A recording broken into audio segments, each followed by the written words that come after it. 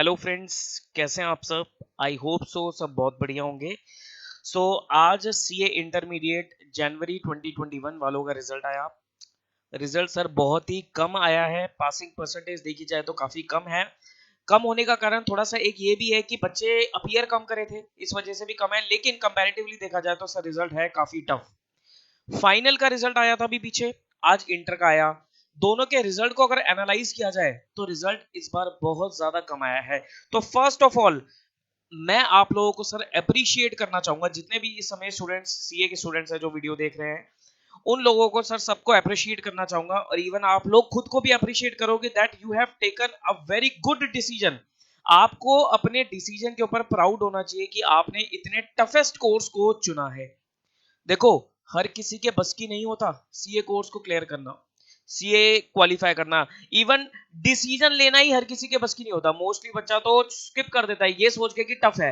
Actually में tough है, tough तो है, लेकिन सर ऐसा नहीं है कि इम्पॉसिबल है, पॉसिबल है। आपके सामने जो बंदा खड़ा है वो भी एक चार्टर्ड अकाउंटेंट है, हमने भी मेहनत करी है, तो सर आपको भी मेहनत करनी पड़ेगी। बस मेहनत इसमें चाहिए। बाकी सर आराम से अगर अच्छे से मेहनत करके चलो, एक अच्छे से स्ट्रेटेजी बना के चलो, आप आराम से सीए क्वालिफाई कर सकते हो। ठीक है, रिजल्ट टाइट रहता है ऑब्वियसली सर। अगर टाइट रिजल्ट नहीं होगा, अगर रिजल्ट टाइट नहीं होगा तो सर वैल्यू कैसे क्रिएट होगी। वैल्यू क्रिएट करी जाती है रिजल्ट टाइट करके। देखो, आईसीआई का ना सिंपल फंडा है। मैं आपको आज एक बहुत सिंपल फंडा बताता हूं। जनरली आपके दिमाग में क्वेश्चन आता है कि सर फेल क्यों होते हैं, इतना कम रिजल्ट क्यों आता है। देखो, इंस्टीट्यूट का सिंपल फंडा है। इंस्टीट्यूट ये चाहता है कि जो भी बंदा सीए क्वालिफाई करके निकले, जो भी पर्सन सीए क्वालिफाई करके निकले, he must be perfect in every area. वो एक ना हर एरिया में नॉलेज वाइज परफेक्ट होना चाहिए। तो इंस्टीट्यूट जब भी स्टूडेंट को रोकता है, जब भी स्टूडेंट को फेल करता है, वो कारण क्या रहता है। वो कारण ये रहता है कि सर स्टूडेंट को अभी और पॉलिश होने की जरूरत है। भाई मान लो आप इंटर स्टेज पर रुक गए या फाइनल स्टेज पर रुक गए, तो ये देखो सर आपको अभी और पॉलिश होने की जरूरत है। मतलब आप आईसीएआई की नजरों में, इंस्टीट्यूट की नजरों में अभी उतने परफेक्ट नॉलेज वाइज नहीं हो, तो आपको अभी और पॉलिश होने की जरूरत है। तो इस चीज से घबराया मत करो। ठीक है, रिजल्ट आता है तो 6 महीने पीछे चला जाता है काम, लेकिन कोई दिक्कत नहीं है सर। आपको घबराना बिल्कुल नहीं होता है। बस क्या करो, अपनी नॉलेज को और अपग्रेड करो। देखो कि आपकी क्या कमियां हैं, किस एरिया में आप कमी डाल रहे हो, या कौन सी चीज आप कमी छोड़ रहे हो। पढ़ते पढ़ते आपको सबको पता होता है कि सर आप इस एरिया में ज्यादा अच्छे से ध्यान नहीं दे रहे, या ये सब्जेक्ट पे आप थोड़ी सी आपकी कमी है। तो इंस्टीट्यूट को पता लग जाता है सर। इंस्टीट्यूट पकड़ लेता है कि बच्चा कौन से एरिया में वीक है, उसी वीकनेस की वजह से वो स्टूडेंट को रोक देता है। ठीक, तो आपको प्लीज सर मेहनत करनी पड़ेगी। You need to put your die and hard efforts. आपको पूरा जी जान लगानी पड़ेगी, और you have to become perfect in your knowledge. आप अपनी नॉलेज में परफेक्ट बन के निकलोगे, तब इंस्टीट्यूट जाकर आपको क्या करेगा, क्वालिफाई करेगा। क्योंकि इंस्टीट्यूट चाहता है कि भाई साहब जो मार्केट में बंदा सीए बन के जा रहा है, वो किसी भी तरीके से पीछे नहीं रहना चाहिए। वो नॉलेज वाइज, क्वालिटी वाइज, हर चीज wise, communication wise, presentation wise, वो हर चीज में स्टूडेंट क्या होना चाहिए सर, सबसे आगे होना चाहिए। इस वजह से सर स्टूडेंट क्या रहता है, मतलब इंस्टीट्यूट क्या करता है, रिजल्ट को थोड़ा टाइट कर देता है। देखो अभी आपके सामने मैंने पास परसेंटेज लिखी हुई है। देखो, अगर मैं फाइनल की बात करूं, न्यू कोर्स में 6% रिजल्ट आया। अच्छा, ये बोथ ग्रुप्स का मैं बता रहा हूँ। सिंगल ग्रुप्स में परसेंटेज अलग रहती है, तो सिंगल ग्रुप का इतना फर्क नहीं होता, क्योंकि बच्चा क्लियर ही तब करता है जब उसके बोथ हो जाते हैं। तो फाइनल में न्यू कोर्स की अगर बात करूं तो 6% रिजल्ट था, और ओल्ड कोर्स की बात करूं तो it's drastically down 1.41%। Very very less. Inter की बात करूं, न्यू कोर्स में 9.83%, और ओल्ड कोर्स में भाई साहब 1% भी नहीं है, 0.37%। It's very very tough. It's very tough result.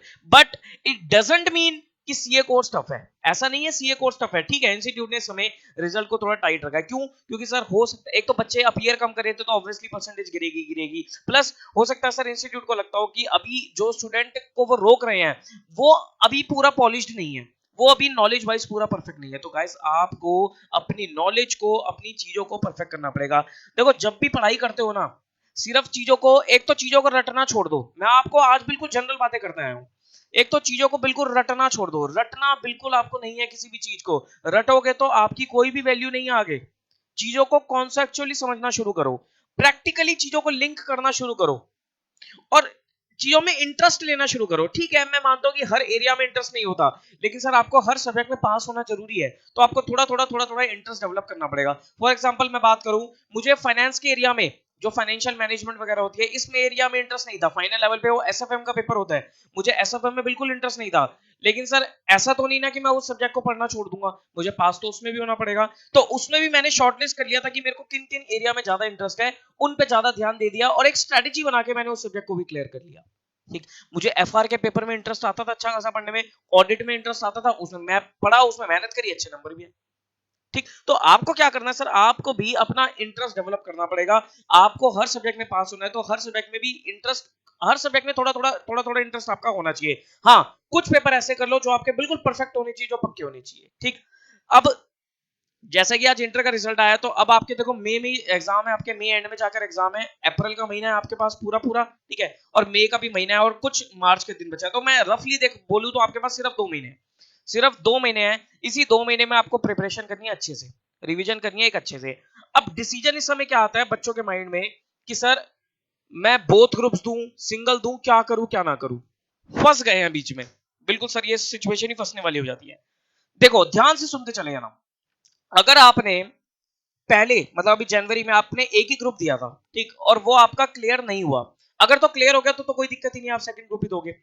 अगर आपने एक ग्रुप दिया था लेकिन वो आपका क्लियर नहीं, और दूसरे ग्रुप की आप तैयारी कर रहे हो, दूसरे ग्रुप की आप तैयारी कर रहे हो, और पहला ग्रुप भी आपका अटक गया, यहां पर बच्चा सबसे ज्यादा फंसता है कि सर एक ग्रुप दिया, क्लियर नहीं हुआ, दूसरे ग्रुप की तैयारी कर रहा हूं, अब क्या करूं। देखो, ये आपको थोड़ा सा सोचना पड़ेगा। अगर आपको लगता है कि सर आप ग्रुप 1 में बहुत ही बेकार नंबर से फेल हुए हो, मतलब अच्छे नंबर दिए हैं बिल्कुल भी, तो सर मैं आपको एक एडवाइस करूंगा कि ग्रुप 2 को अभी रोक दो, साइड कर दो। वीडियो लेक्चर्स वगैरह लेते हो आप लोग, तो उसको भी रोक दो, एक्सटेंशन ले लो उस चीज की, और ग्रुप 1 पे दोबारा मेहनत करके मई में पहले ग्रुप 1 निकाल दो। अननेसेसरी प्रेशर मत क्रिएट करो। ये तब की बात है अगर आपके ग्रुप 1 में नंबर बिल्कुल ही बेकार है। अगर मान लो आप ग्रुप 1 में पास हो गए हो, सब में एग्रीगेट पे रुक गया, ठीक है, तो मैं बोलूंगा कि सर थोड़ा ग्रुप 1 में मेहनत करो, और ग्रुप 2 भी अच्छे से करो, और मई में जाओ बहुत ग्रुप देके आओ। ठीक, ये वो वाली चीज थी, ध्यान से अपनी सिचुएशन में डाल लेना अपने आप को। अगली चीज आती है सर, मैंने बोथ ग्रुप्स दिए थे, मैंने बोथ ग्रुप्स दिए थे और मैं बोथ में फेल हो गया, ना 1 हुआ ना 2 हुआ, अब क्या करूं।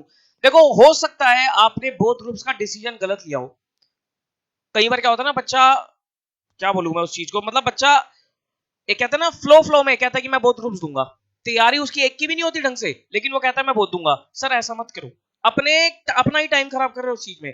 अगर आपने बोथ ग्रुप्स का डिसीजन लिया और आपकी तैयारी एक की भी नहीं है, तो भाई साहब एक ही दे लो, एक एक दे लो, क्या आफत आ गई, कोई प्रॉब्लम नहीं है, एक एक करके दे दो।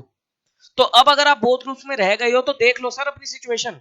अगर आप बेकार नंबरों से रह गए हो, तो जाके अपना क्या करो, एक ही ग्रुप दे दो, कोई भी जो ग्रुप आपको अच्छा लगता है, जो ग्रुप आपका ज्यादा अच्छे से तैयार है, उसको जाकर दे दो। अगली बार नवंबर में दे देना दूसरा ग्रुप। ठीक, हाँ, अगर आपको लगता है सर मैंने बोथ ग्रुप दिया था लेकिन मेरी थोड़ी सी ही कमी है, मैं अगर 2 महीने लग के मेहनत करूंगा 8 पेपर में, तो मैं तब क्लियर कर लूंगा, तो आप बोथ ग्रुप्स दे दो। ठीक है, तो ये चीजें हैं आप लोगों की। जिसने सेकंड ग्रुप दिया था और उसका फेल हो गया, फर्स्ट पहले ही क्लियर हो चुका था, तो ऑब्वियसली सेकंड देगा ही देगा। सिचुएशन कहां आती है, सिचुएशन सिर्फ दो ही चीजों में बच्चा फंसता है कि सर बोथ ग्रुप्स दिए थे, बोथ में ही फेल हो गया, अब क्या करूं, एक दूं या दो दूं, अकॉर्डिंगली देख लेना सर। क्या कैसे देखोगे, अगर आपकी सर मतलब तैयारी ठीक ठीक है, आपको थोड़ी सी मेहनत करने की जरूरत है, तो बोथ दे दो। अगर आपको लगता है कि सर बोथ ग्रुप्स में आपके ना ग्रुप 1 में अच्छे नंबर ना ग्रुप 2 में अच्छे नंबर, तो जो आपको ठीक लगता है पहले वो दो ग्रुप, और नवंबर में जाके अगला ग्रुप दे देना। ठीक, और फिर बच्चा कहां फंसता है, एक सिचुएशन आती है कि सर ग्रुप 1 दिया था, वो तो रह गया मेरा, और ग्रुप 2 की तैयारी मैं अब कर रहा हूं, मेरी क्लासेस वगैरह चल रही है ग्रुप 2 की। ठीक, अब मैं क्या करूं, क्या मैं ग्रुप 1 ही दूं पहले, ठीक, या मैं दोनों ग्रुप्स लगाऊं। देखो, इसमें आपको देखना पड़ेगा, अगर आपको लगता है कि आपकी ग्रुप 1 बिल्कुल ही बेकार नंबर आए हैं, अगर आपके ग्रुप 1 में बिल्कुल ही बेकार नंबर आए, तो ग्रुप 2 को रोक दो, ग्रुप 1 ही दोबारा दो, नवंबर में जाकर ग्रुप 2 दे देना। ठीक, अगर आपको लगता है कि सर ग्रुप 1 में मेरा सिर्फ एग्रीगेट की वजह से रह गया, और ग्रुप 2 की तैयारी भी मैं काफी हद तक कर चुका हूं, तो आप बोथ ग्रुप्स करके दोनों साथ में दे दो। ठीक, लेकिन बोथ ग्रुप्स का डिसीजन सर तभी लेना जब आपको अपने ऊपर पूरा कॉन्फिडेंस हो। अगर आपको अपने ऊपर कॉन्फिडेंस नहीं आ रहा है, कॉन्फिडेंस देखो एग्जाम तक, मैं ये नहीं कह रहा बिल्कुल ही आपको परफेक्ट परफेक्ट कॉन्फिडेंस आ जाएगा, अपने अंदर पता होता है सर हम किस पानी कितने पानी में हैं।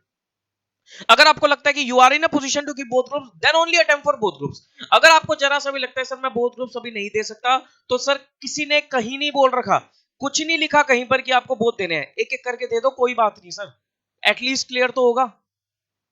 जितनी बार अटकोगे उतना ज्यादा प्रेशर क्रिएट होता है, ये भी ध्यान रखना चीजों का। ठीक, तो गाइज ये सब चीज थी मेरी तरफ से, कुछ आपको एडवाइस थी कि आपको किस तरीके से तैयारी करनी चाहिए। अगेन सर, रिजल्ट आया है, थोड़ी नेगेटिविटी है, थोड़ा टेंशन है, माहौल टेंस्ड है कि सर मेहनत कर रहे हैं फिर भी अटक रहे हैं, तो कोई बात नहीं सर, लाइफ है, अप्स एंड डाउन चलते रहेंगे। 2 महीने बाद फिर मेरे वाले एग्जाम्स हैं, उसमें अच्छे से मेहनत कर लो। ठीक, और वंस अगेन सर, अब ठीक है, थोड़ा सा दुख हुआ था ना, अब छोड़ दो उस चीज को, पहले तो अपने आप को अप्रिशिएट करो कि that you are in the toughest course of India. आप इंडिया के टफेस्ट कोर्स में हो, जो इंडिया का सबसे टफेस्ट कोर्स है उसमें आप हो। अब देखो सर, मेहनत तो फिर उसमें चाहिए चाहिए, रिजल्ट अप्स एंड डाउन तो फिर उसमें फेस करने ही पड़ेंगे। ठीक है जी, हमने भी sir ups and down face करे हुए हैं, लेकिन उससे आपको हिम्मत नहीं हारनी। एक तो गिव अप का पॉइंट आपके माइंड में कभी नहीं आना चाहिए। Don't you think to give up, give up नहीं करना बिल्कुल भी। चाहे फाइनल का बच्चा हो, चाहे इंटर का बच्चा हो, चाहे फाउंडेशन का हो।